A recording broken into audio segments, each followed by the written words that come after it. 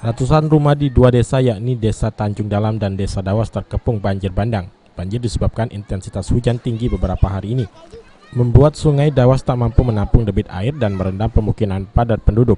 Banjir juga merendam akses jalan desa hingga ketinggian mencapai 2 meter. Warga resah melakukan aktivitas dan terpaksa mengarungi derasnya arus banjir untuk keluar masuk desa. Mayoritas rumah warga memiliki tiang atau berlantai 2, namun terdapat belasan rumah warga yang telah terendam banjir. Tak ada pilihan lain selain warga tetap bertahan di dalam rumah dengan enggan mengungsi. Saat ini belum ada bantuan dari pihak pemerintah daerah. Warga berharap pemerintah cepat tanggap dalam kondisi yang darurat ini. Menurut warga, banjir kali ini lebih besar dibanding banjir sebelumnya. Karena banjir terus naik, warga terpaksa memindahkan sejumlah kendaraan roda 2 ke atas jembatan yang lebih tinggi agar tidak terendam. Warga juga mengatakan banjir yang sulit surut akibat Sungai Dawas yang dangkal.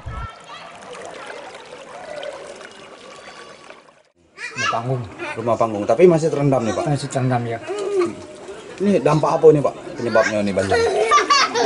Hujan. Leman hujan. Masuk di sungai ya, sungai dangkal. Sungai dangkal juga itu. Bisa dekat sungai ini bisa Jadi lo terkepung kalau desa nih Pak ya? melipung. Terus ikat masih naik nak? Ini naik terus cak nih. Lah masuk dalam rumah banjir? Itu. Gak baca pegawai kena banjir ini? Enggak. Warga berharap banjir segera surut agar aktivitas tidak terganggu. Dalam 1 tahun terakhir ini, desa ini sudah 3 kali dilanda banjir. Bahkan sebelumnya 2 rumah warga hancur terseret derasnya arus banjir. Rusi Iskandar, PAL TV.